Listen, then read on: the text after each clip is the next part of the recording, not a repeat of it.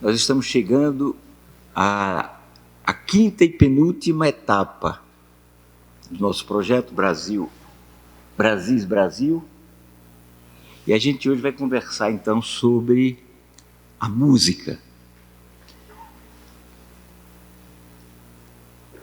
E como eu tenho feito nos demais encontros eu tenho conciliado aqui a fala improvisada e um texto que eu ando escrevendo, como eu já comuniquei a quem tem acompanhado aqui aos nossos encontros.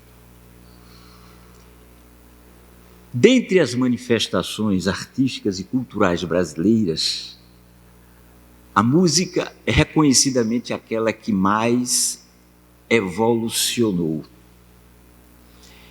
Mais do que a literatura e bem mais do que a dança e o teatro, o seu repertório de produções tem marcado o rosto do país.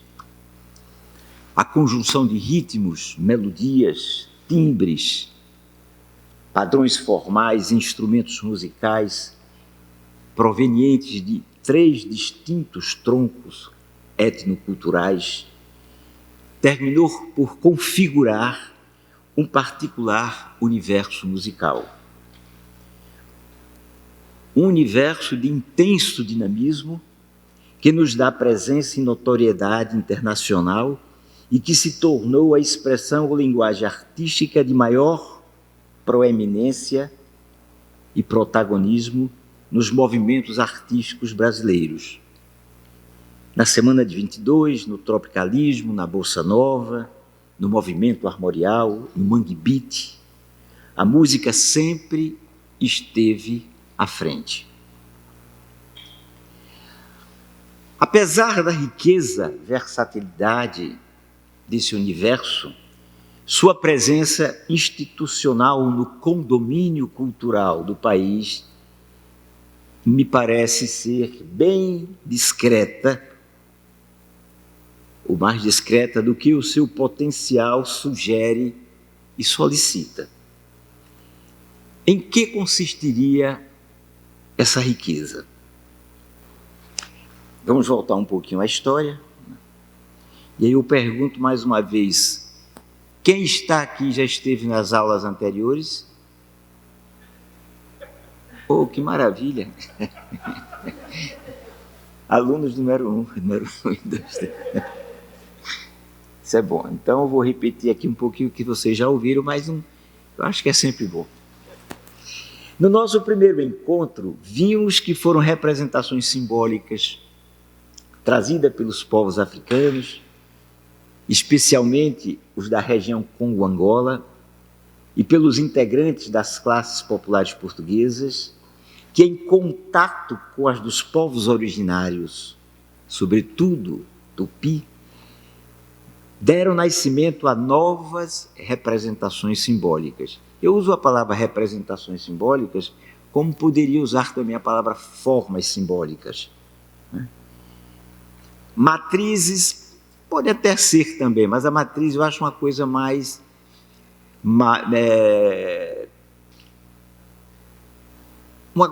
nuclear, né? Enquanto a representação simbólica é um pouco mais ampla. Vimos que foi por meio de determinados procedimentos, eventos, práticas, costumes, a que chamei de mitos fundadores, que essas representações, essas formas simbólicas trazidas pelos africanos, etc., etc., foram se fundindo, se amalgamando e, portanto, dando surgimento ao que eu chamo de uma corrente cultural. Aquilo que corresponde normalmente ao que é chamado de folclore, cultura popular. Quer dizer, cultura popular não difere muito de uma corrente popular. E como eu já afirmei, eu gosto muito da palavra corrente porque induz ao pensamento de que os elementos, os constituintes, as representações simbólicas conversam, né? Confraternizam, se acasalam. A palavra corrente me traz esse significado. Em termos cronológicos, esses processos de fusões culturais só começaram a ocorrer a partir de finais do século XVII, quando a entidade povo começará propriamente a existir. Tendo como referência o guia de informação, um texto do pesquisador estudioso José Ramos Tinhorão, no seu texto, no seu artigo, publicado no livro Música e Cultura Popular, vários escritos sobre um tema em comum. O nome do artigo é Os que Começaram a História.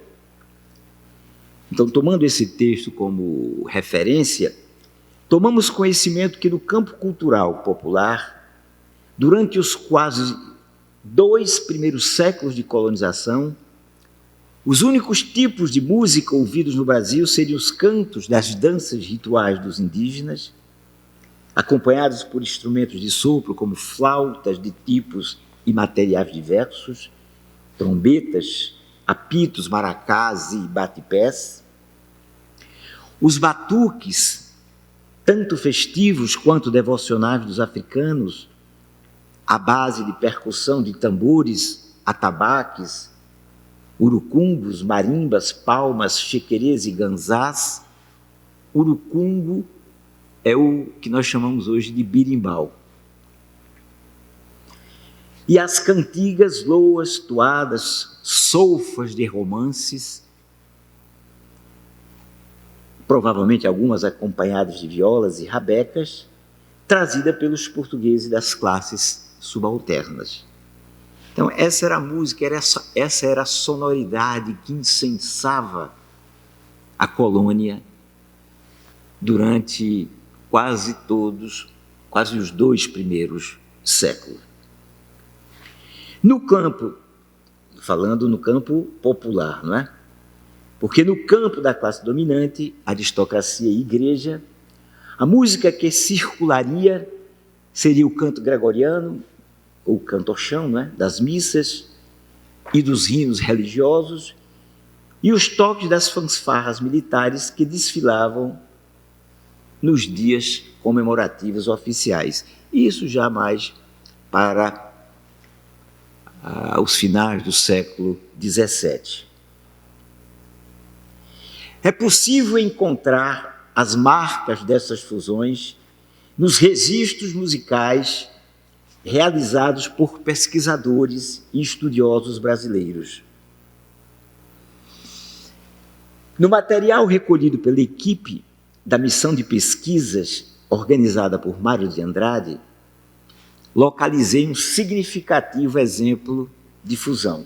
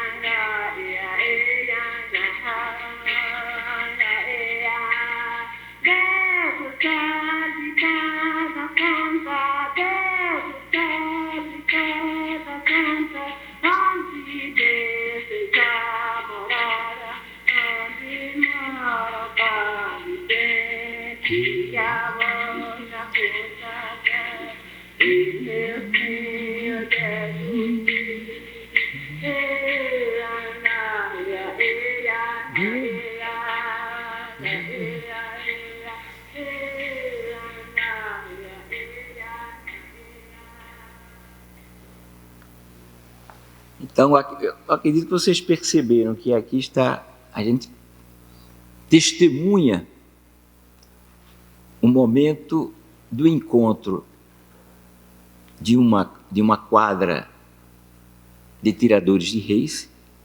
Deus os salve, a casa santa onde Deus fez a morada, quando os tiradores chegam à frente de uma casa para cantar suas loas, fazer os seus peditórios, mas dentro de uma rítmica e uma pulsação indígena, né? Inclusive sem a sincopação da música africana. Então esse documento foi registrado na década de 30, ali por volta dos anos 1938, quando a pesquisa de Mar de Andrade visitava o Nordeste do Brasil. Então você veja isso, esse canto ainda era vivo praticamente há 80 anos atrás. Quiçá ainda seja cantado, né? Então é difícil a gente saber quando é que esse encontro se deu, né?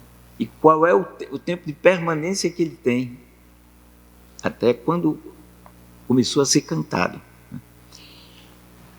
Esse mesmo, pesquisando, para não afastar daqui, para depois não ter que repetir, pesquisando depois outros acervos de registros, encontrei outras diferentes adaptações dessa quadra portuguesa.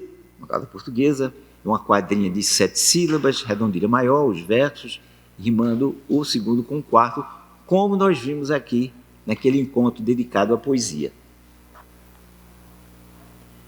Bem, ela era utilizada pelos tiradores de reis e ela circulou por vários ambientes culturais, adquirindo rítmica e melodicamente diferentes feições.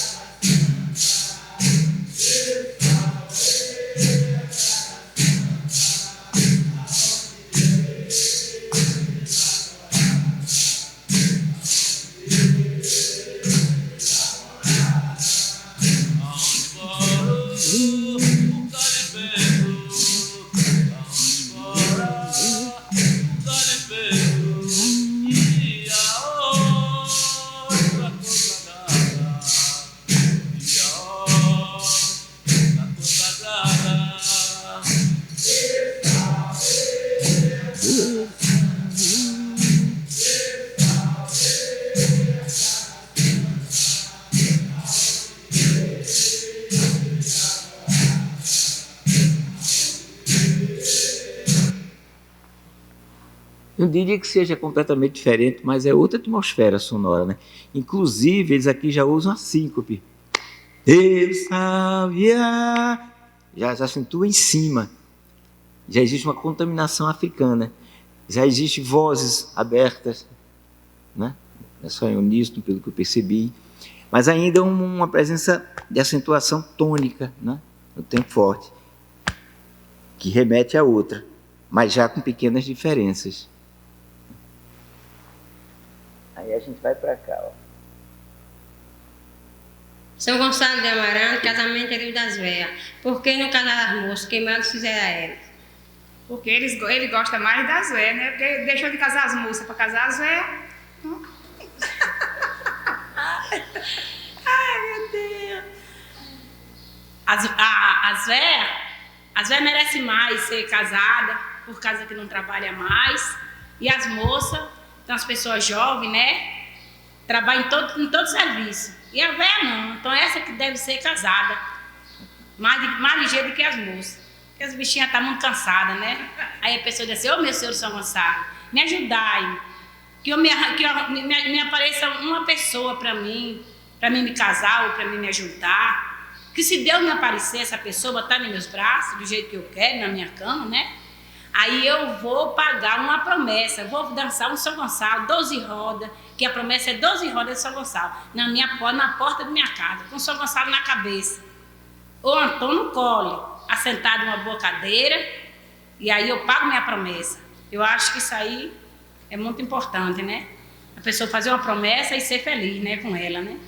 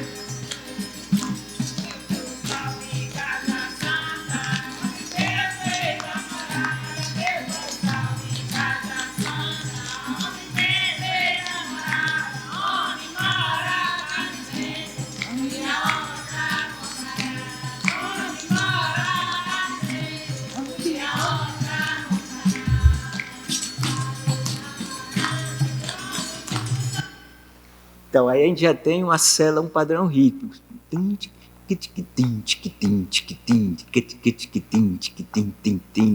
que é o ritmo entre os vários que animam o cortejo da Folia de Reis.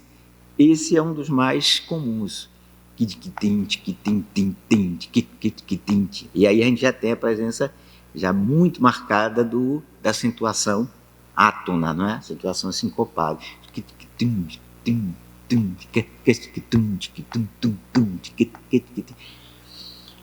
E aí vocês vejam,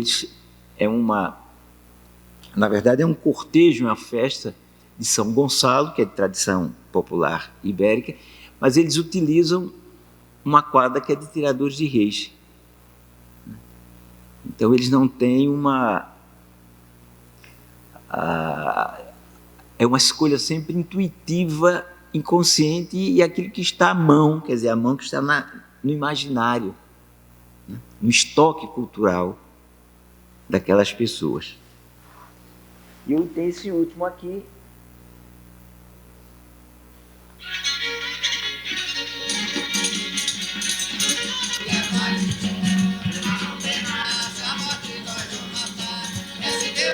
E essa é a tradição antiga e nós não podemos deixar de não continuar dizendo isso.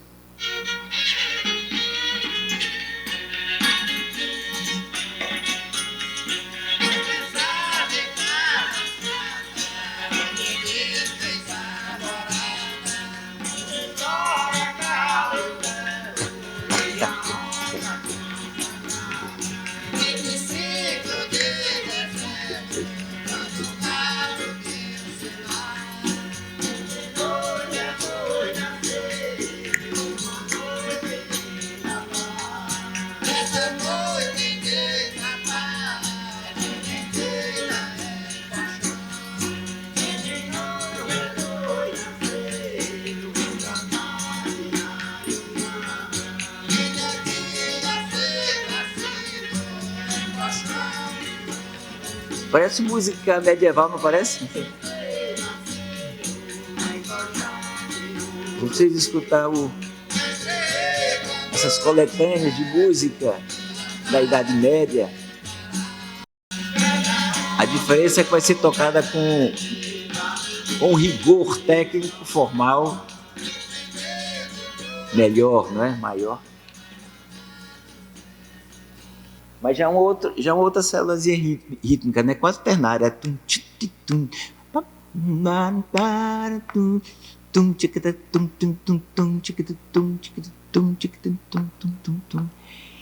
Bem, eu apresentei a vocês 4 exemplos dessa cantiga, né? provavelmente é uma dessas cantigas que mais, é uma dessas quadrinhas que mais se disseminou, que mais circulou, mas não é a única. E não são únicas, ou não são únicos esses contextos onde ela se fincou, digamos assim, né? Então, se a gente fizer uma busca aí no Google dessa cantiga, a gente vai se surpreender com a quantidade dos lugares onde ela provavelmente está presente. Bem, sigamos, né? As fusões das matrizes ou representações simbólicas populares dentro do estrato socioeconômico subalterno foram responsáveis, como já vimos, pela formação de 3 famílias de manifestações cênicas. Isso eu mostrei para vocês. A dos batuques, a dos reisados e a dos cortejos. Eu, por uma questão de economia de tempo, não vou apresentar aqui um batuque, porque já apresentei, e igualmente o ritmo de um cavalo marinho, né? que já foi feito. Então nós temos esses 3 primeiros séculos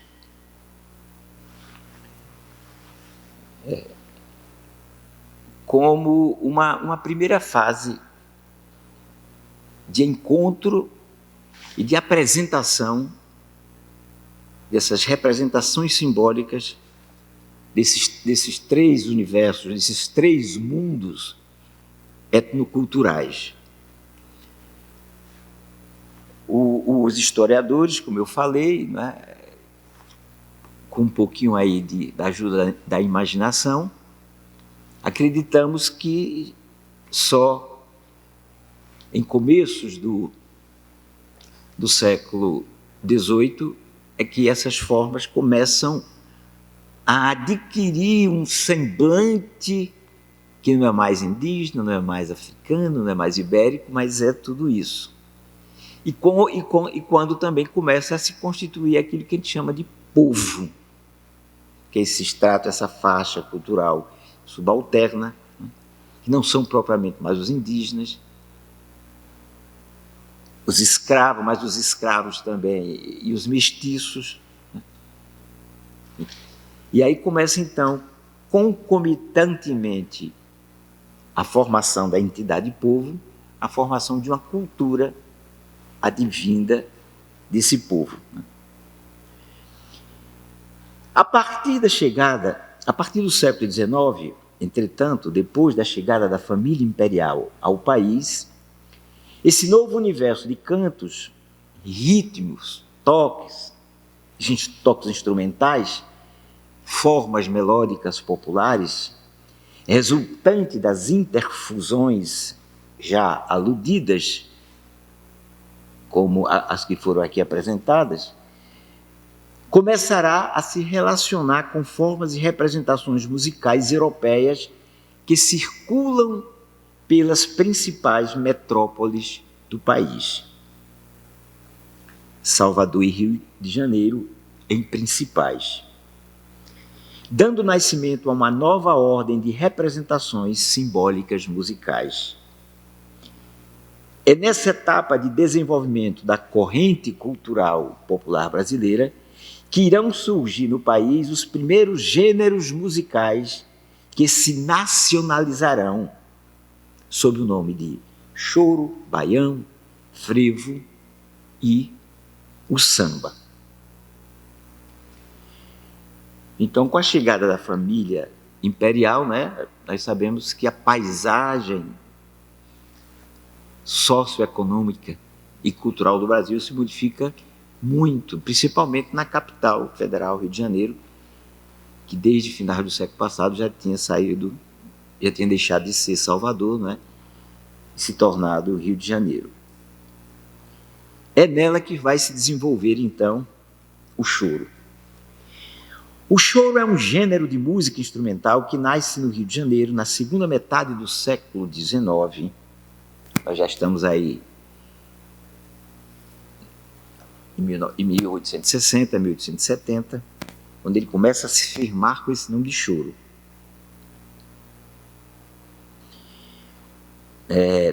Na segunda metade do século XIX, fruto do encontro das melodias sincopadas dos lundus, modinhas, toadas e toques instrumentais, executadas pelos conjuntos de flauta, violão e cavaquinho, às vezes com a presença do oficlide.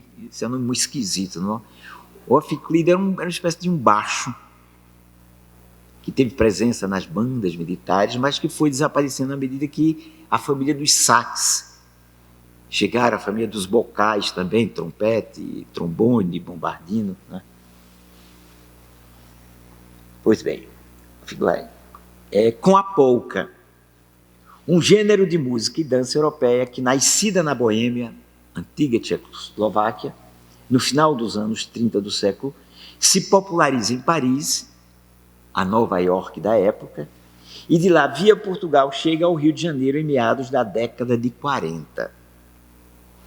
O pesquisador, né, José Ramos Tinhorão, fala, eu acho que é ele, chega a dizer que precisamente a polca é introduzida no Brasil no Teatro São Pedro, no Rio de Janeiro, no Teatro e Revista, no ano de 1845. Os principais precursores desse gênero de música instrumental foram Joaquim Calado, Anacleto de Medeiros e Chiquinha Gonzaga, né? Os primeiros, os desbravadores. Figuras como Ernesto Nazaré, Pixinguinha, Jacó do Bandolim, entre vários outros, levarão o gênero à sua maturidade. Bem, primeira coisa, de onde vem o nome? Choro. Alguns pesquisadores estudiosos, entre os quais o próprio Tinhorão, o Henrique Cases, eu não sei se vocês já ouviram falar, o Henrique Cases é um solista de cavaquinho, compositor e professor universitário, até já doutor, e que escreveu um livro sobre a história do choro, que já está na sua segunda edição revisada, saiu até o ano passado. Talvez seja o livro mais completo sobre o choro. O documento, vamos chamar assim, que existe sobre o choro, é um livro escrito por um chorão chamado de Animal. Não sei se coloca o Animal. É um livro muito mal escrito, porque era um homem que não tinha conhecimentos da língua, ou melhor, suficiente para escrever escrever um texto educado, digamos. Mas ele traz informações preciosas sobre a história do frevo. É um livro que quem quiser, aí foi reeditado pela Casa do Choro, Rio de Janeiro, e se encontra facilmente. E tem esse do Henrique Cases, e tem também um outro do André Diniz, que é um pesquisador carioca.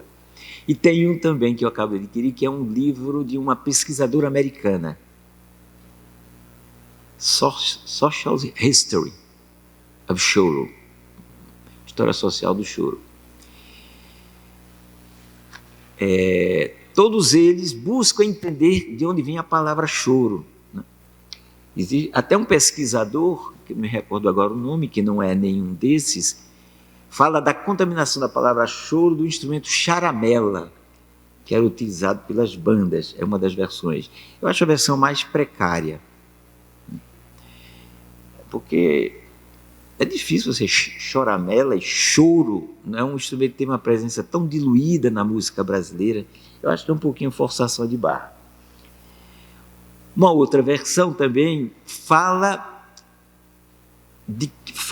que a palavra é induzida pela baixaria do violão de 7 cordas no choro. Mas vocês atinem para o seguinte: o violão de 7 cordas é incorporado ao choro, de certa forma, modernamente. Os instrumentos básicos, como eu informei, aquele tripé de instrumentos que deu base, foi o cavaquinho, o violão e a flauta de madeira. Por isso que se chamava esse agrupamento de pau e corda, porque não era flauta de metal ainda. E por vezes usava o off-clean, como eu falei, que dava um pouco a baixaria, pum, pum, pum, pum, pum, pum, pum, pum. Trazia um pouco aquela presença do baixo nas bandas militares. Então eu não acredito que venha daí. E há uma terceira versão, que é aquela que pelo menos eu me afino, que é o seguinte, que a música do choro era uma música que trazia um certo caráter emotivo, afeiçoso, de afeto, que induzia a uma espécie, a uma adjetivação de uma coisa chorada. Né? Não sei se vocês conhecem no jogo de baralho, talvez o Cristiano, quando a gente vai pegar uma carta, eu vou chorar aqui. A gente abre devagarzinho, lentamente.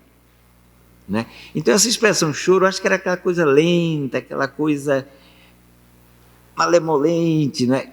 Que, ao meu ver, bate muito com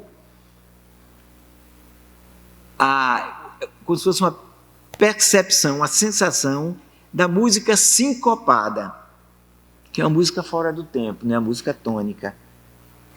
É aqui, entendeu? É a expressão um pouco mais da alma. E as primeiras músicas, aquelas músicas que eram tocadas por esses agrupamentos, quais seriam? A gente não tinha música instrumental. O povo, o que é que o povo cantava e ouvia já nesse momento que não era mais aquela das músicas dos indígenas, dos africanos, embora existissem ainda. Né? A música mais comum, pelo menos é o que os estudiosos dizem, eram os lundus,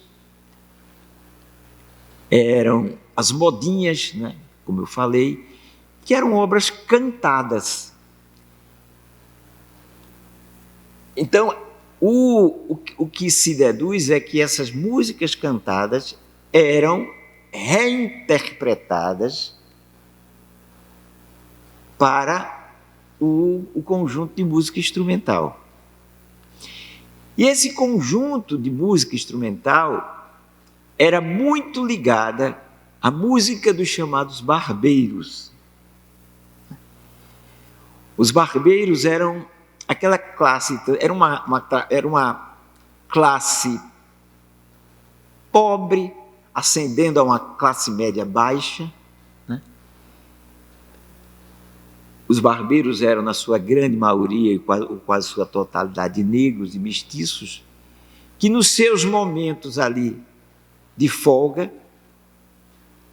tocavam aqui um instrumento, tocavam um desses instrumentos, que eram aqueles instrumentos que mais fáceis circulavam. Eu não sei se nessa época ainda o cavaquinho era chamado de machete, né? E que então começava a transcrever aquelas músicas,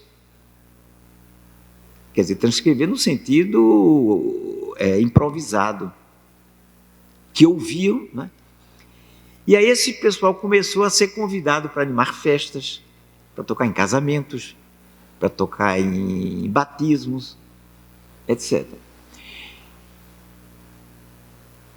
É quando então chega a polca, né, e começa a inundar os teatros de revistas, e de alguma forma esses músicos barbeiros começam a acessar esse tipo de música. E aí eles começam a ter o sentido, por exemplo, do desenvolvimento de uma melodia. Começam a ter, a usar a forma rondó, que é uma forma europeia, ou seja, de uma música que se divide em partes e que volta sempre à primeira parte. A gente também tem que salientar que nessa época também já existia a música das bandas das bandas militares, das fanfarras militares, né? Mas eu não posso me estender demasiado para falar sobre cada uma, porque aí é uma história da música brasileira, né? Tem apenas que situar, porque senão eu não chego no final aqui. Como sempre, corro esse risco. E aí foram músicos, já das bandas, músicos que já tinham uma formação musical, que sabia ler, sobretudo flautistas, como o Joaquim Calado, chamado patrono, pai dos chorões, porque chorão começou a ser, é o nome do músico que toca choro. Depois veio Anacleto de Medeiros, Chiquinha Gonzaga. Então, ao ver da maioria daquelas pessoas que estudam a música popular brasileira, esses três, junto a Ernesto Nazaré, que veio um pouquinho mais para frente, são os grandes baluartes, né, os grandes fundadores do choro. Então é o seguinte, eu vou tocar um choro para vocês, aqui, em vez de colocar lá, e tem um choro do Pixinguinha, que eu gosto muito, que é um choro clássico, né? Que é o Cochichando, tá bom?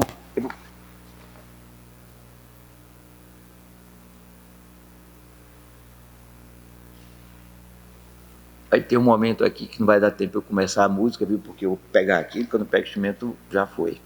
Mas eu pego meio caminho.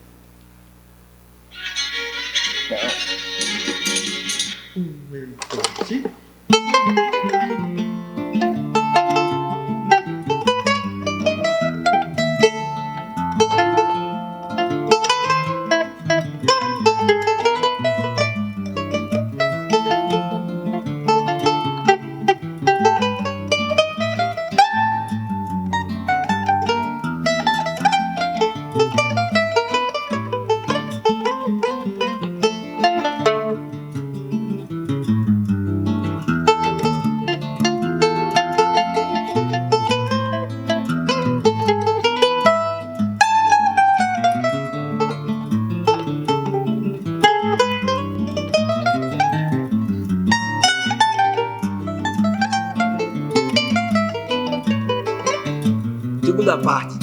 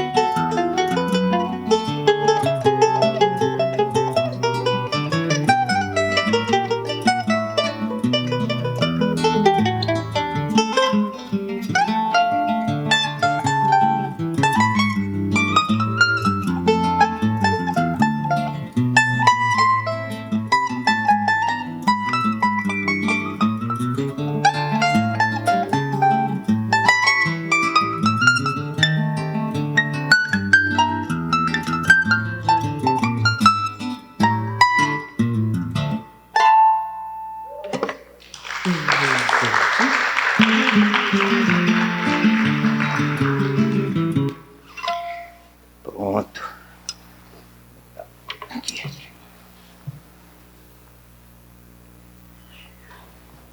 E aí vamos embora, né? Então você vê, é um choro de 3 partes.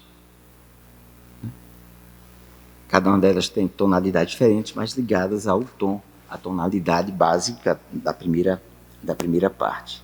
São tons ligados à primeira parte. Bem, o segundo gênero, ou um segundo gênero muito presente, é o frevo. O frevo é uma espécie de instituição cultural que abriga um gênero de música instrumental, o frevo de rua, um gênero de música cantada, o frevo canção, e uma forma de dança chamada de frevo, ou algumas vezes também do passo, o passo do frevo.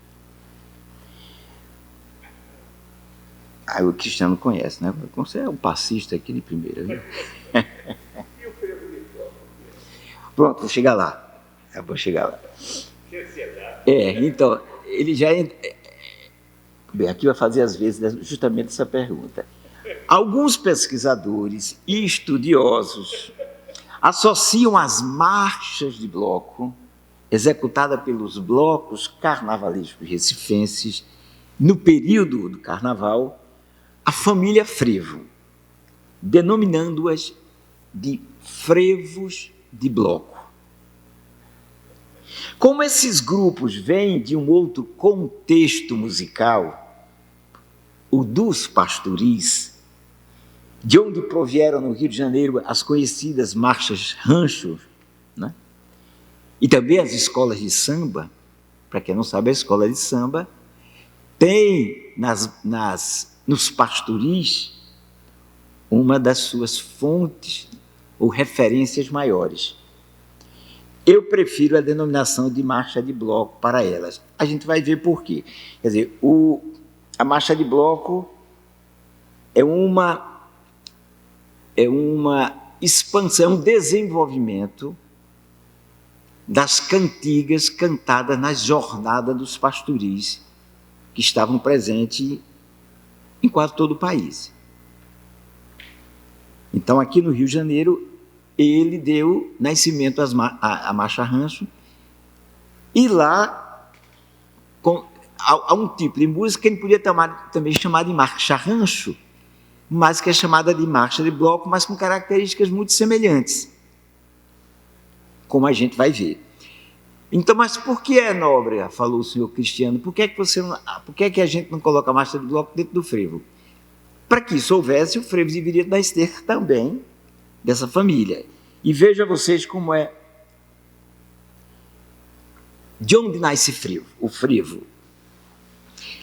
Os estudos que tratam do nascimento do frevo, música e dança, comumente informam, passam a ideia de que ele é fruto da associação da música das bandas, das corporações militares, em suas tocatas pelas ruas centrais da cidade, no caso Recife, em dia de comemorações oficiais e religiosas, com a movimentação dos capoeiristas que iam à frente dessas bandas.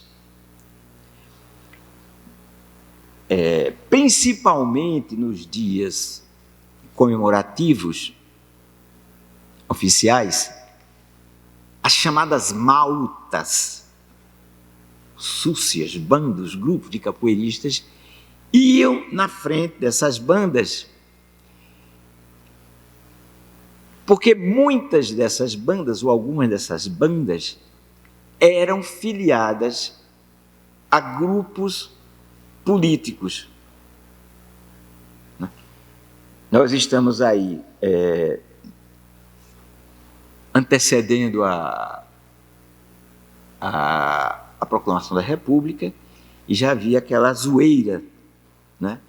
Republicanos, monarquistas, que vai passar depois, que vai continuar ainda no século XX.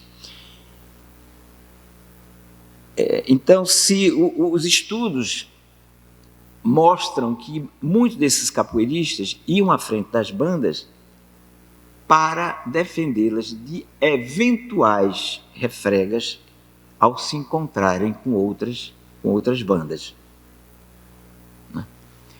Então, aqueles homens lá, a paisana, e ali na frente da banda, com aquele gingado, com aquela movimentação, e prontos para qualquer momento defender os tocadores.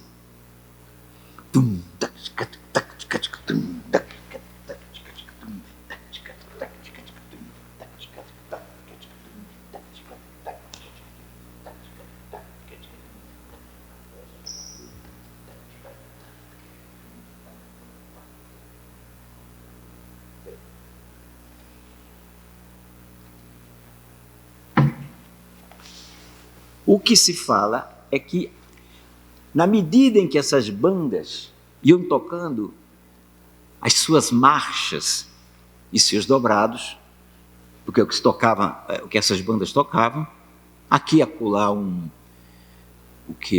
valsa, uma área de uma ópera. Estamos ainda falando aí no século XIX. O que se deduz é que começou a haver uma certa comunicação, artérias, vasos comunicantes psicológicos, será que é essa palavra? Não é nada de entidade de qualquer natureza, não. É uma coisa muito... Estamos falando de ciência, conhecimento mesmo. Né? É uma coisa que se processou aqueles homens na inconsciência dele, fazendo aquele movimento, e é de se pensar que os músicos também, que tocavam aquelas marchas, vinham também de camadas sociais semelhantes. Né? O que marca um gênero musical, basicamente, é o ritmo. Se eu falo que é o maracatu, tum, tum, tum, tum, tum, tum, tum, tum, tum. É isso. Ou uma melodia que eu perceba que ela está sendo animada, que a ossatura dela traduz o ritmo do maracatu. Um baião é a mesma coisa. O que é um baião? Tum, tum, tic, tum, tum, tic, tum, tum, tic, tum. Embora existam várias variações, mas a cepa do baião é esse. Da folia. Tum, tic, tum, tic, tum, cat, cat, tum, tic, tum, tum, tum, tic, tic, tum, tic, tum, tic, tum, cat, cat, tum, tic, tum, tum, tum, tic, e assim por diante. É uma palheta muito rica, né, dos ritmos brasileiros. E o frevo, o que é o frevo? O frevo é um ritmo de uma marcha dobrado, tum, tac, tic, tac, tac, tac, tac, tum, tac, tic, tum, tac, tac, tic, tum, tac, tic, tum, tac, para, pa, pa, pa, pa, pa, pa, para, pa, pa, pa, pa, ta, pa, para, pa, para, pa, para, parará, pa, para, pa, pa, para, pa, pa, para. Bem, então, mas o músico, provavelmente o ritmista, que aí é entra um pouco de imaginação, entra um pouco aqui de poesia. Poesia não, de quê? É imaginação mesmo. Na medida que esses músicos vinham também do mundo popular, o que quer dizer isso? Eram músicos também que vivia a música do seu universo sociocultural. Eventualmente uma roda de coco, eventualmente uma sessão culto ligado a algum dos cultos já afro-brasileiros, ao candomblé. Então trazia uma música que não era exatamente a música marcial da banda. Então, talvez uma tendência natural a transformar aquela batida tum, tac, tica, tac, tica, tum, taim, tac, tica, tac, tica, tac, tica, tac, em acentuar onde habitualmente ela não existia, onde não fazia parte do ritmo, como aconteceu no choro. Porque o choro é uma absorção daquelas formas da polca, mas de uma forma sincopada, porque os músicos, ao tocarem aquelas melodias dos lundus ou das modinhas, já tinham dentro deles uma rítmica que não era propriamente a rítmica europeia. Isso, essa impregnação psicológica, psíquica, né, com a movimentação do capoeira. A capoeira é um batuque, que por si mesmo já trazia isso. Eu acho que essa acomodação veio, com o tempo, criar o gênero frevo. Essa é a história que circula. Essa história, que os documentos caminham nessa direção.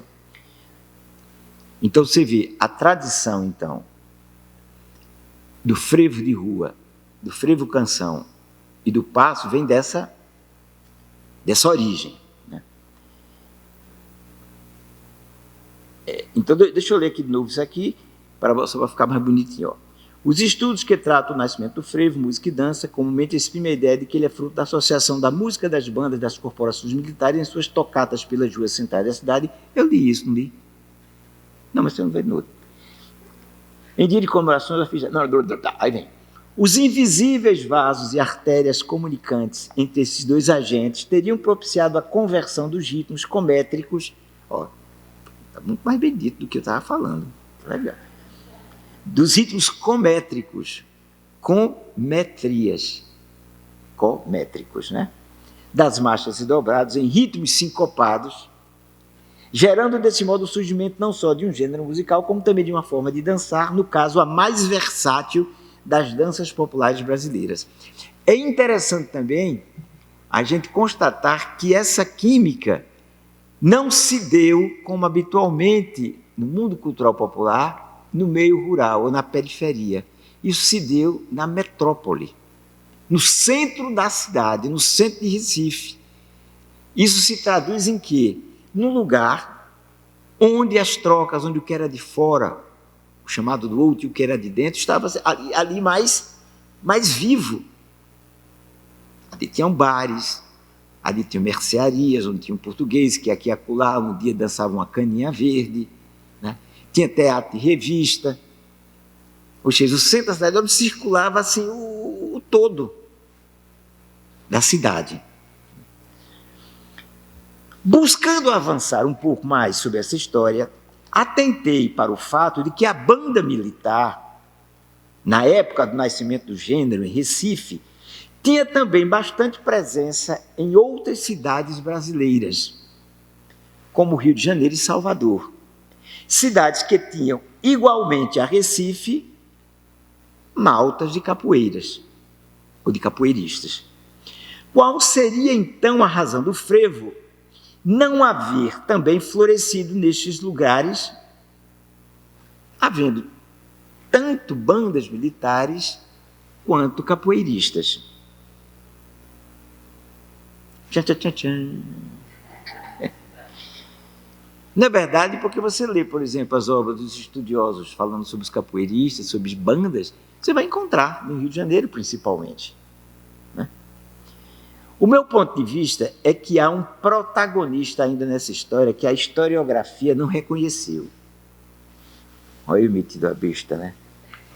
O do povo nas ruas. Tenho para mim que o povo que acompanhava as bandas em suas saídas foi também um grande fiador desse acontecimento cultural. Num dos capítulos do livro Carnaval de Recife, do escritor e pesquisador Leonardo Dantas, encontrei o seguinte. Aí eu não trouxe o livro. Mas eu vou dizer a referência que é. Há uma referência da palavra frevo sendo usado dentro de uma roda de coco. E não era o frevo. Né? Como se fosse, vamos para esse frevo, vamos para essa brincadeira dentro de uma roda de coco. E havia um lugar também chamado de frevedouro, ou seja, onde as pessoas se acomodavam para brincar, para dançar. E não era precisamente o frevo. Assim como a palavra samba que significa festa, música, pagode, brincadeira, poesia até. Eu falei para vocês, por exemplo, que a 10ª de 7 sílabas é conhecida no maracatu rural como samba de 10. É como se dissesse uma estrofe de 10 versos. Então, samba também é até forma poética. A palavra frevo também teve uma ambivalência, me parece, até ser associada a um gênero. O primeiro momento o que antecede a formação do gênero é uma palavra que circula com sentido amplo, genérico, e que, de repente, dadas certas circunstâncias, se transforma num gênero. Isso ocorreu com o frevo, vai ocorrer com o samba e com o baião. E vai dar tempo para a gente ver. Né? Então, o que esse texto de Leonardo Dantas nos revela é que a brincadeira de dançar, a reunião, o encontro festivo já existia. Quer dizer, sempre existiu, né? A palavra batuque, a palavra samba, mas existia também com a palavra frevo. E esse povo também, o povo festivo, ao acompanhar a saída das bandas militares nesses dias festivos, ia também fazendo as suas artimanhas corporais, trazendo um pouco de quê? Da sua reserva corporal, da sua cultura corporal, que não era propriamente da capoeira, mas também ligada à capoeira, porque a capoeira, afinal, é um batuque. É um batuque, nasce do batuque e se transforma numa luta marcial, quer dizer, não só numa luta marcial. É muito interessante nisso. Quem me mostrou um pouco quem me induziu a esse ponto de vista, ou melhor, os fatos que me induziram. Primeiro, você dá ao capoeirista a responsabilidade de criação de uma dança tão versátil de passos, é muito grande. Porque a gente não pode associar, dentro de um contexto de uma arqueologia do frevo, 90, 100 passos, vá lá que na época não existia tantos, né? A gramática, a cultura corporal do capoeira. Tem alguns passos que a gente vê facilmente, mas tem outros que a gente não, isso aqui não veio precisamente, não, é mais fácil ter vindo de uma cultura corporal que circulava pela cidade.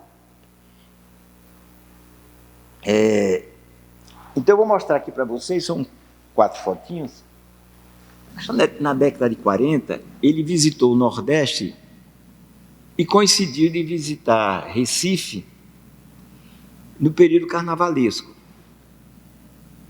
E é interessante que as fotos dele me dizem muita coisa, no sentido de que o corpo era um corpo mais malemolente, né? Hoje a gente tem uma visão, hoje você vê o pessoal dançando frevo, o frevo está uma dança tendendo muito a um certo,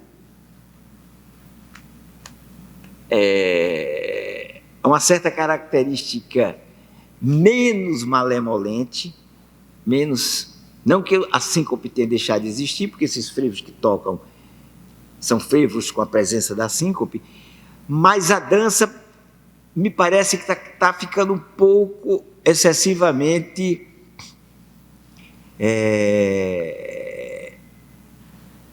as palavras são difíceis de colocar, organizada, não é bem.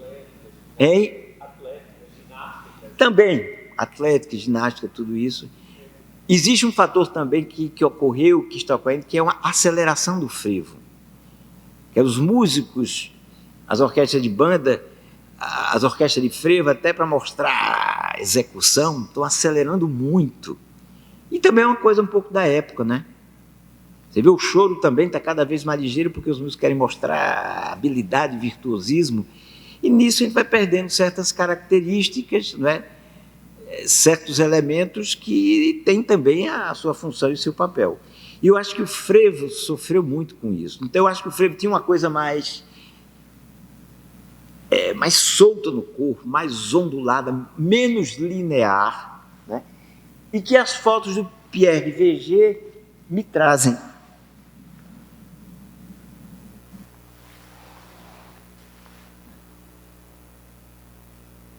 As posturas como são. É claro, a gente também não dá para perceber exatamente o que é que eles estão fazendo, né? Porque a imagem está em mandrake. É interessante aí a sombrinha, essa aí já é quase em 1940, ela já estava se tornando um adereço fixo, né? Porque a sombrinha nasce, provavelmente, do fato dos foliões, ao irem para a cidade, que vinham da periferia, para o centro da cidade para acompanhar as orquestras, o guarda-chuva, que na verdade era o guarda-chuva, tinha várias funções. Proteger às vezes do sol, estamos aí em fevereiro, sol de rachar. Era um lugar também de guardar mantimentos. Existem umas fotos também mostrando linguiça pendurada, pedaço de pão, coisa, né? Até alguns utensílios, né? Tinha folião que saía para a rua já na sexta-feira, só voltava na quarta-feira de cinzas, quando voltava. E também era uma arma, né? Você sabe, tem briga de rua, né?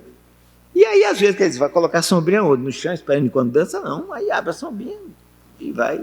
E com o tempo ela foi se mostrando um elemento também de utilização cenográfica, espetacular, né? Então é essa um pouco às vezes essas bandas, ao saírem para as ruas, elas também, às vezes, faziam comercial de algum produto de uma mercearia. E isso parece ter se expandido a tal ponto a criar, a suscitar, a incentivar pequenas letras que justamente deram a origem ao que a gente chama do frevo-canção. O frevo, ele é tocado por uma banda, a banda que hoje se estabeleceu é mais ou menos uma espécie de uma jazz band. Né? Na verdade, quando os músicos saíam, era uma orquestra de 12, 8 trombones ou mais, era banda militar, mas com muitos trombones. Palheta, sax tenor, sax alto, clarineta, requinta. Requinta é uma clarineta mais aguda. Né? Percussão, umas 2, 3 caixas, bumbo. Então era uma coisa muito avassaladora. Eu mesmo, quando em Recife eu comecei a me interessar por essas manifestações, isso eu já contei a vocês aqui, mas vou repetir. Eu gostava muito de acompanhar nas bandas os caixeiros, né, os caixistas, porque havia momentos em que a banda, embora andando, não tocava os frevos porque os músicos não aguentavam ficar o tempo todo 20 minutos, sei lá, com a boca na palheta ou no bocal, né? Mas eles não podiam parar. Então os músicos da caixa que levavam à frente aquela brincadeira. E se fosse ficar fazendo só o ritmo do frevo, tum, tac, tac, tac, tac, tac, tac, tac, aquilo para eles não era interessante, né? Então eles começavam a fazer improvisos, tum, tac, tac, tac, tac, tac, tac,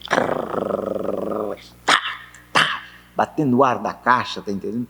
Fazendo nuances rítmicas que para mim era o ouro no sentido de material para dança, para expressão do corpo, né?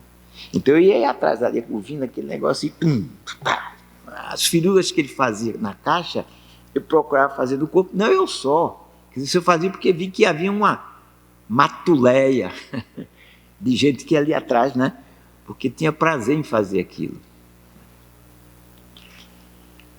Então, hoje em dia, por exemplo, uma banda de frevo não comporta mais, ninguém pode tocar uma banda de frevo, sair de Recife para o Rio de Janeiro com uns 50 músicos, pelo menos, que saíam às ruas, né? Porque essas orquestras eram das corporações militares ou então da municipalidade. Então a banda ela se fixou muito no padrão da jazz band, que às vezes com a família dos sax alto, ou sax tenor, raramente um sax baixo, né? Geralmente são a sax alto, sax tenor,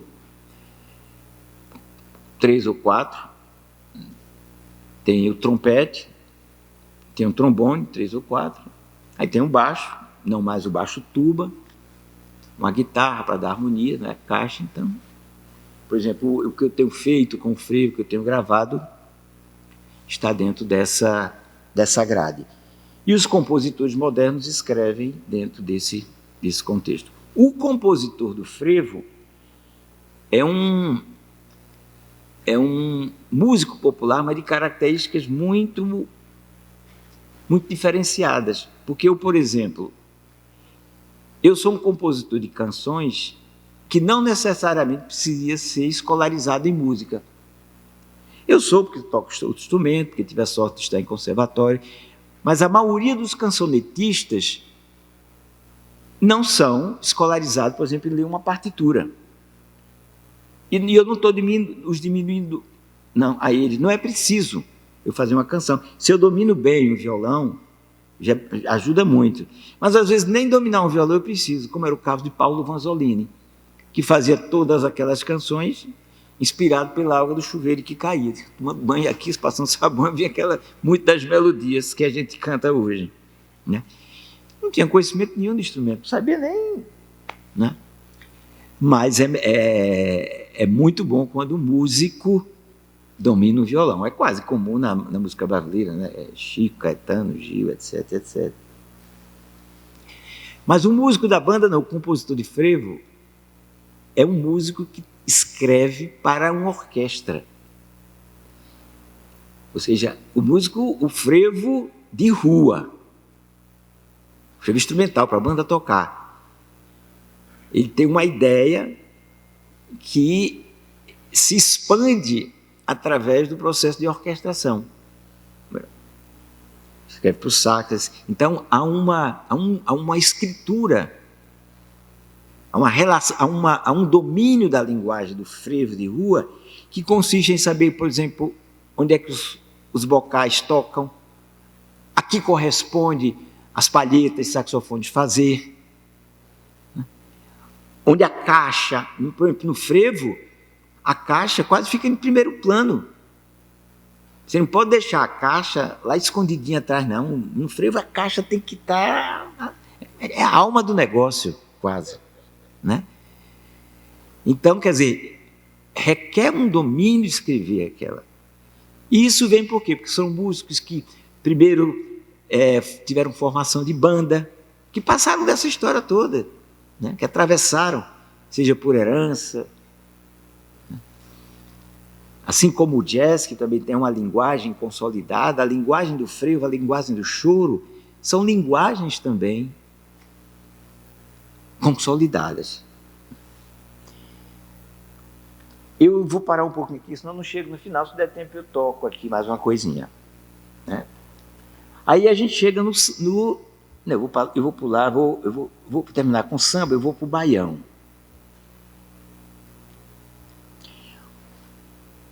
O baião, quer dizer, historicamente, o gênero samba, ele nasce ali em 1913, né?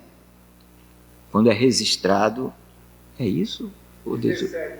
Hein? Ou pelo telefone em 1917. 17, é isso mesmo, 17. Eu fiz até um espetáculo nesse ano chamado Semba, né, que é a palavra que dá origem a samba.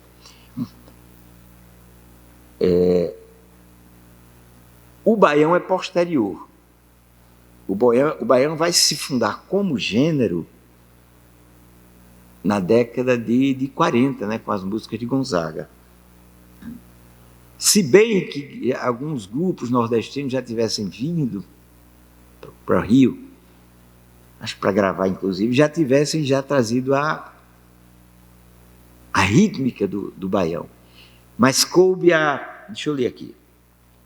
Na fase mais avançada desse período, estou falando ali do século XIX, começo do século XX, Luiz Gonzaga leva para o Rio, na malota da memória, a pulsação rítmica do baião, que muitas vezes escutara tamborilada com os dedos no tampo da viola pelos cantadores nos momentos dos embates poéticos.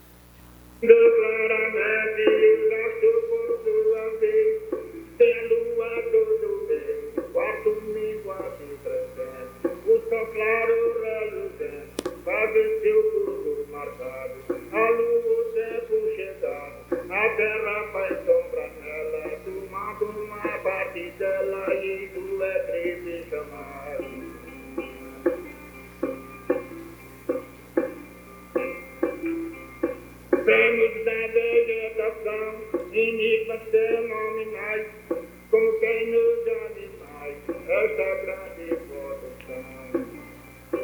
E esta predestinação destrói a prole que tem. Então, o que é que essa gravação também faz parte do material colhido pela missão de pesquisa, né? O que é que o homem está fazendo? Ele está batendo no tampo da viola e ao mesmo tempo tocando. Deixa eu aqui pro lado da guitarra. Tenho mais filho, fazenda tudo também, e claramente saber a multidão de Deus.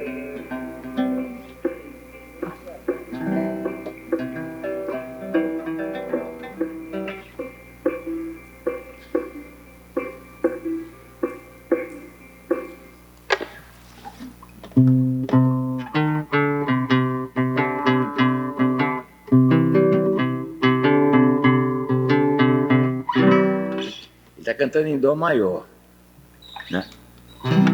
Mas ele usa aqui uma nota que não tem no acorde dó maior. Que o dó maior é isso aqui, ó. Ele usa aqui, ó. Então ele não estava com os dedos aqui em dó maior, né? Então vocês vejam, são duas coisas aí. Eu falei isso porque a viola de cantoria, ela tem uma afinação que é única, ou seja, nenhuma outra viola, nenhum outro grupo que faz música de viola no país se utiliza da afinação da viola de cantoria.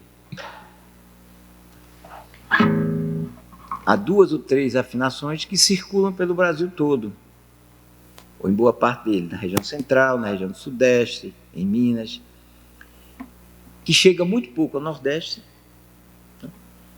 e que não é absorvida pela cantoria. Então, como é que fundou essa afinação? Mas isso é um capítulo que eu vou mostrar. Então,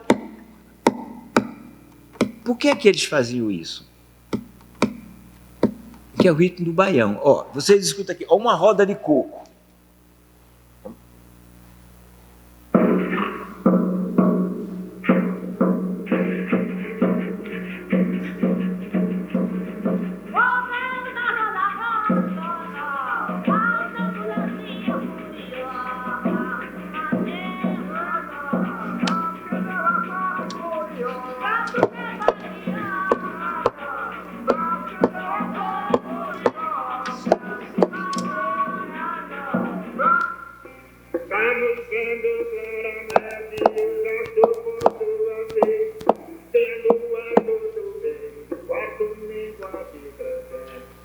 Então, é a mesma célula rítmica que foi transposta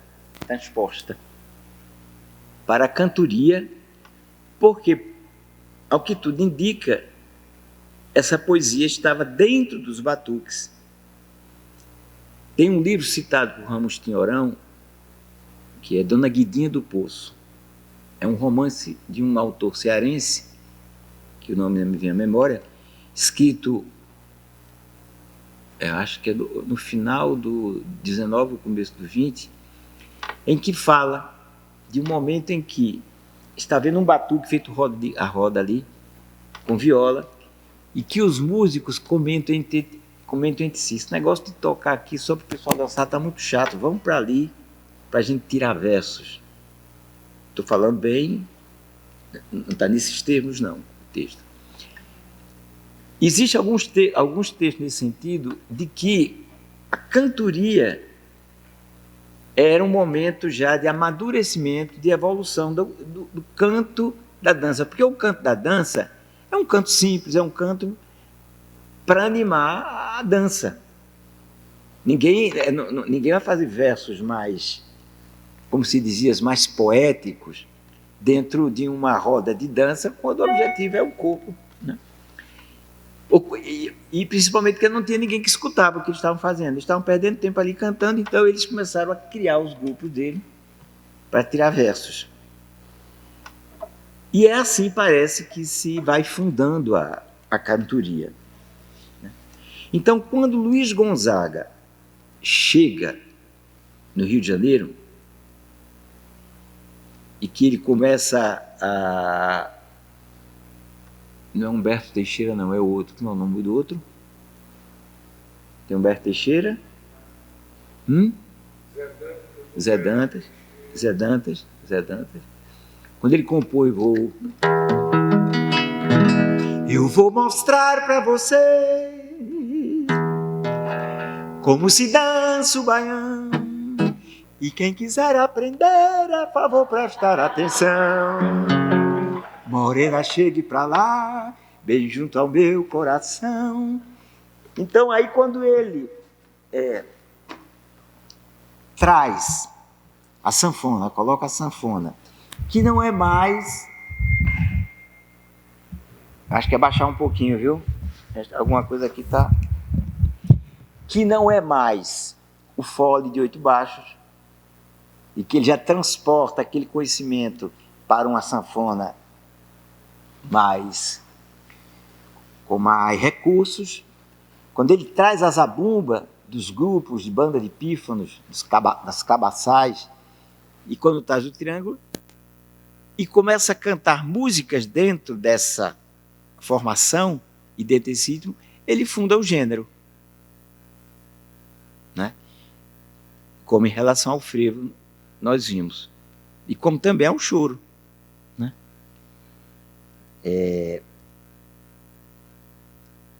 O samba. Vamos passar para o samba. O samba está aqui atrás.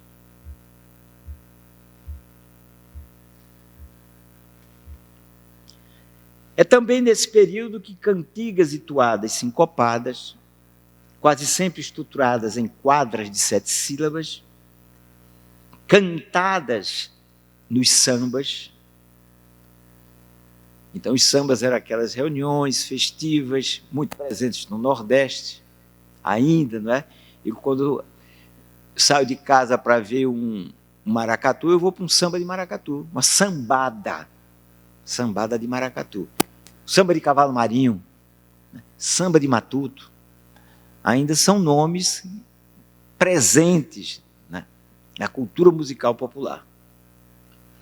A palavra samba remete aqui aos batuques, bailes, encontros de música, poesias, festas, etc., realizados em terreiros, roças, vielas e pátios de igrejas de Recife e Salvador, e começam a serem levadas por migrantes para o Rio de Janeiro, onde, em redutos habitacionais situados nas regiões centrais da cidade, como os da Cidade Nova e do Estácio, irão dar surgimento ao samba enquanto gênero musical. E aí é toda uma história bonita, longa, sendo escrita e também já escrita. Por exemplo, tem um livro da Companhia das Letras chamado Samba, que é do Lira o quê? É um escritor que escreveu também uma trilogia sobre Getúlio Vargas, pela Companhia. Hein? Não, Nerto não. Se eu fosse eu me lembraria. Ainda chega lá. Mas Lira tem um livro interessante, então. Na verdade, pelo que sei, seria uma trilogia. Mas eu acho que a ideia foi abortada, porque já faz muito tempo que ele escreveu o primeiro, o que me induz a pensar que vai ficar nesse primeiro livro, que eu acho o mais essencial mesmo dentro da história, que trata do nascimento do samba.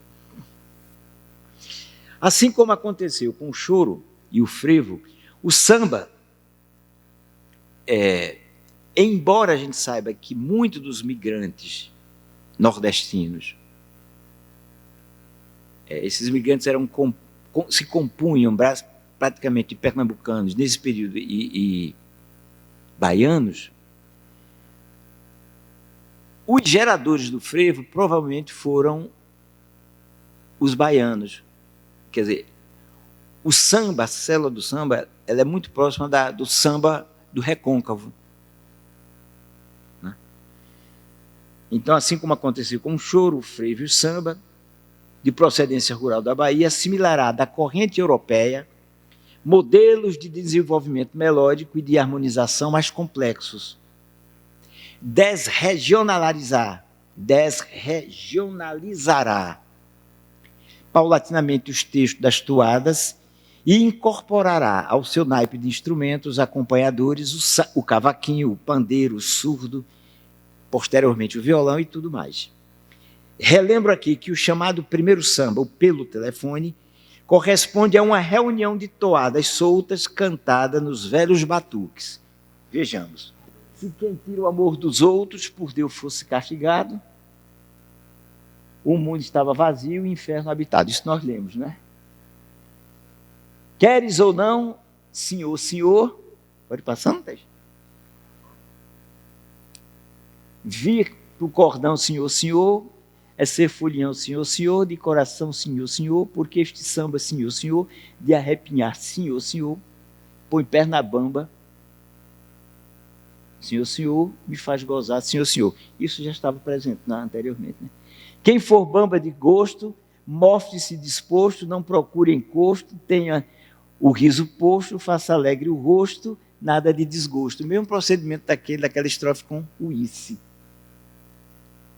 Tá. Bem, adeus. Então vocês veem, quer dizer, o pelo telefone, o chamado o samba que marca o nascimento do samba, é apenas simbólico.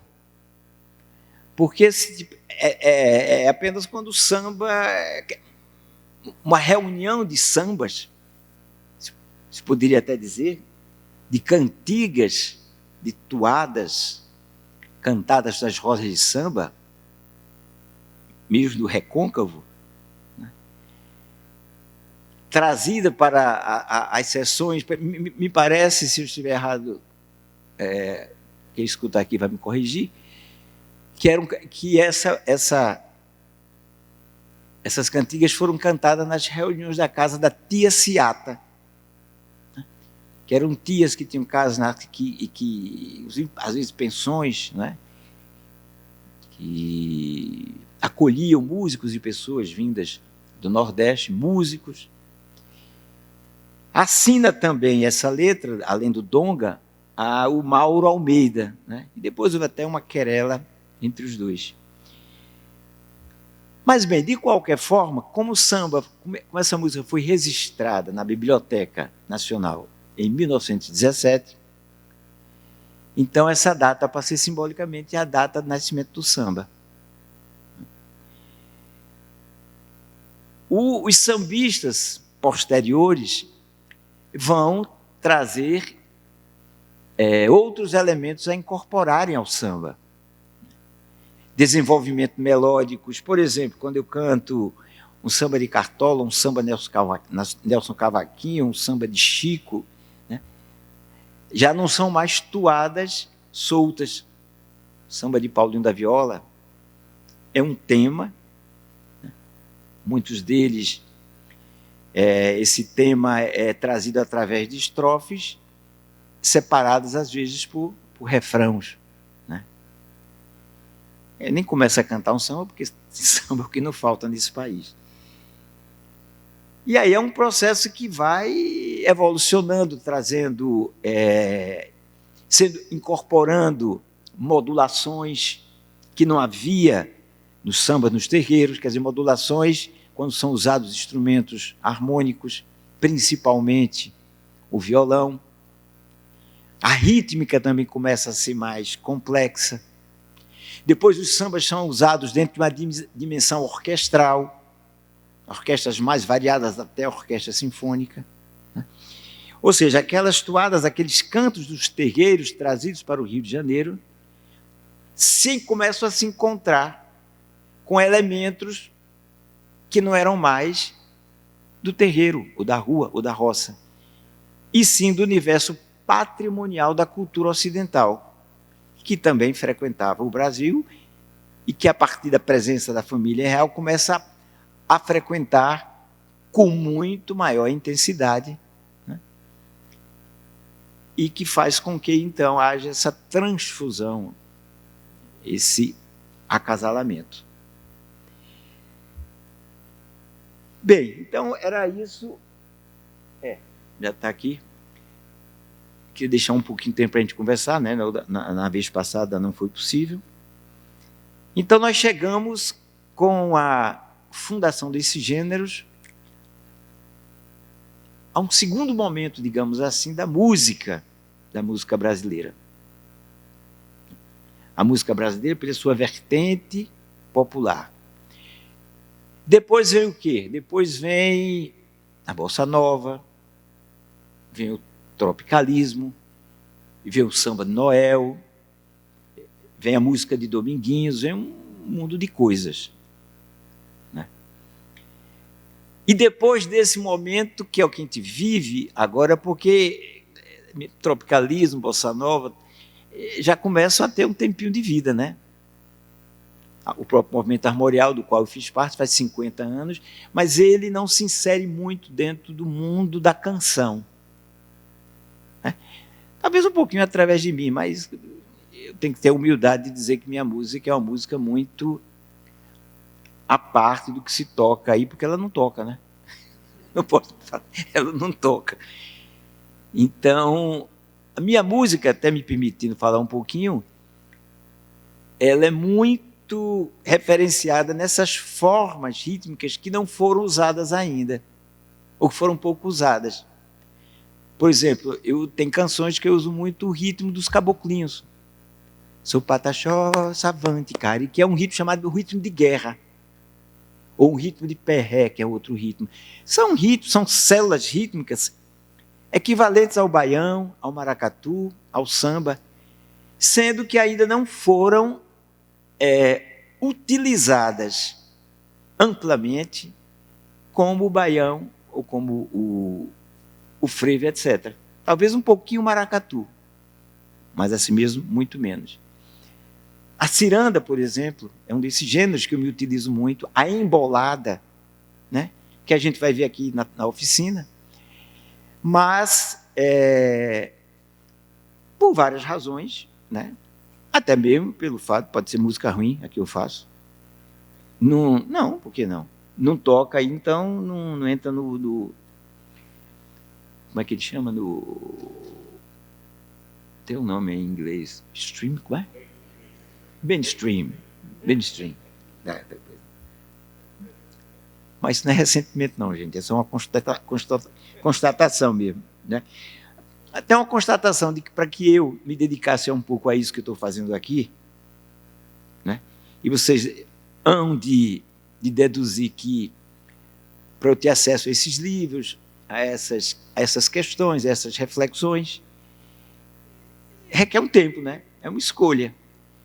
Então, entre escolher me dedicar um pouco a isso e frequentar com mais presença os programas de divulgação, mass media, não é? de comunicação, eu escolhi isso aqui, né? Até uma escolha meio inconsciente. Uma das coisas que eu gostava mais de fazer depois dos shows que eu dava é chegar no hotel e pegar livro para ler. É uma alegria muito grande, né? E a alegria ainda era maior quando eu começava a estudar essa cultura, né? E aí, nesse sentido, estar aqui hoje, nesse momento, com o convite, é um coroamento para mim, né? Porque nunca fiz com o objetivo de um dia dar aulas no Instituto de Estudos Avançados da Unicamp. Não, tem um peso para mim, sim. Não é? Mas eu tinha, sim, e continuo tendo interesse em desbravar essa história. Porque a história da cultura brasileira é canhestra, é gauche. Ela não traz esse outro lado. Né? Isso é a história dos que ficaram por debaixo, dos subalternos. Né?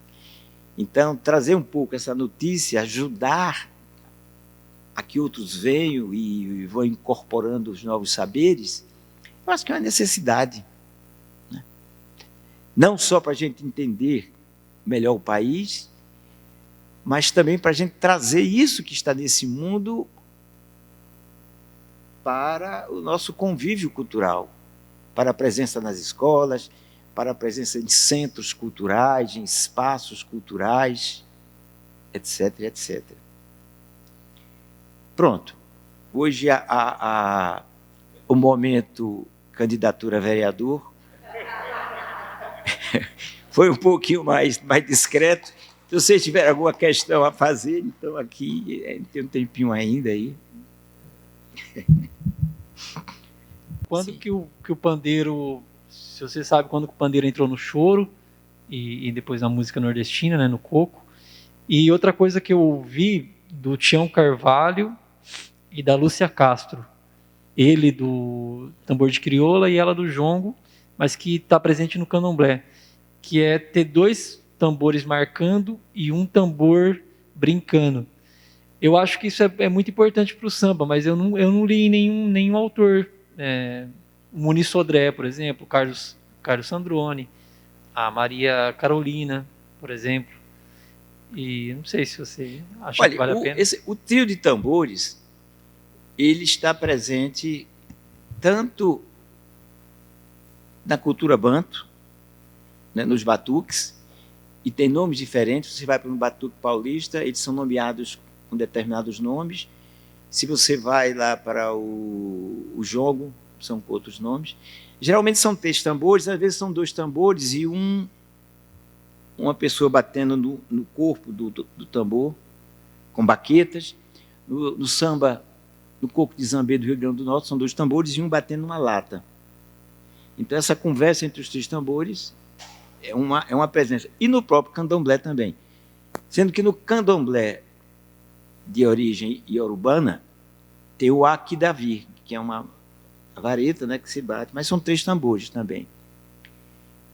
E tem o rume, é tanta informação que a gente se esquece um pouco. Bem,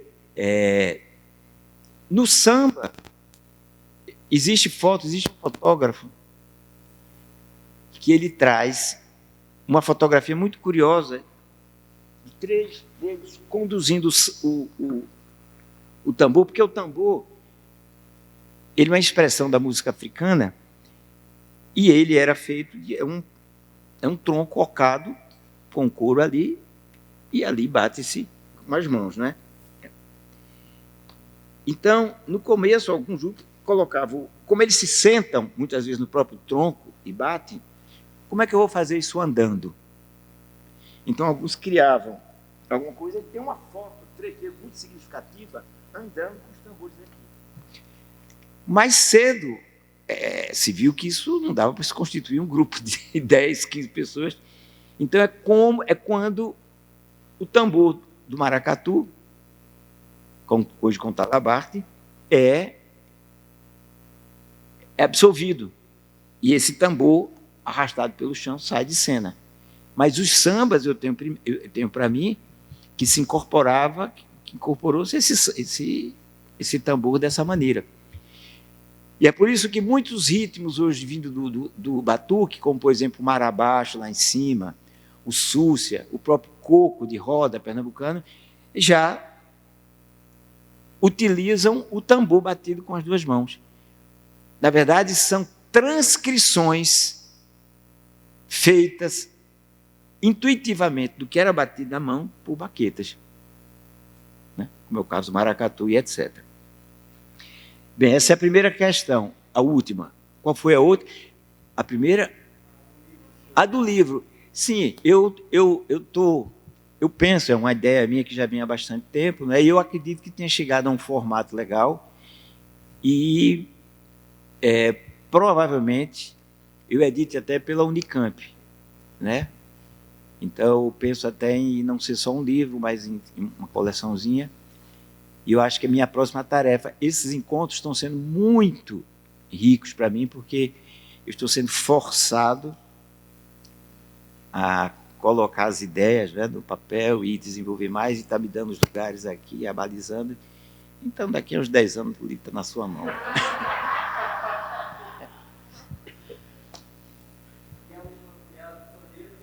Ah, sim, o pandeiro tem um momento, rapaz, tem uma pessoa que inclui no choro.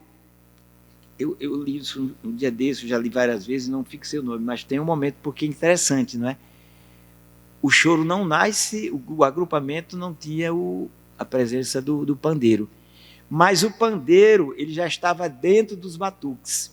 Tanto é que o grande cantador Inácio da Catingueira, que eu falei também de uma famosa peleja de Inácio com o Francisco Romano, ele usava o pandeiro, em 1874.